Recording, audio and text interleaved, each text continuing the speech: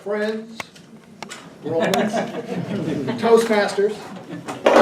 I come here not to bury John, but to praise him. However, this is bittersweet because we know John will be leaving us soon as he graduates. And John has been on a mission as a Toastmaster and on fire these last months as he's delivered speech after speech. And we've seen that steady path of improvement as he's done it. But this speech that he delivered as his capstone, as his graduation exercise to earn his competent communicator, is by far one of the best speeches that I have seen. He took us down a path that carried us back to the path that he followed with introspection and reflection and wisdom about what he had learned along the way. He was forceful. He owned this area here and his audience as he moved about and demonstrated in the most natural way how he had mastered his voice, his movement, how he had limited his gestures to those that were essential.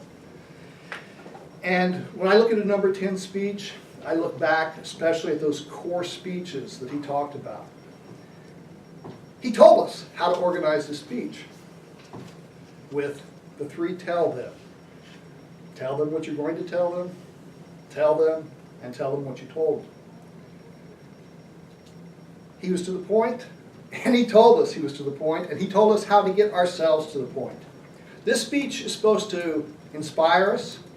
It's supposed to motivate us. It was relevant to us because he talked about a journey that many of us are on, whether we're taking the first step, as Evans has, with one of the strongest icebreaker speeches that I have seen, or whether you're at your graduation exercise like John. Now, is there room for improvement for John? Absolutely, because all of us, even the esteemed Toastmaster today, who aspires to the pinnacle, has room for improvement so that he can reach that pinnacle. For John, your improvement is to go to the Graduate School of Toastmasters now. A lot of your speeches have been about your education and about your work. And if you want to continue that, pick up the Speaking to Inform and Speaking to Persuade manual and continue to craft it, because you often came up here to inform us and persuade us as you were on your path, on your journey.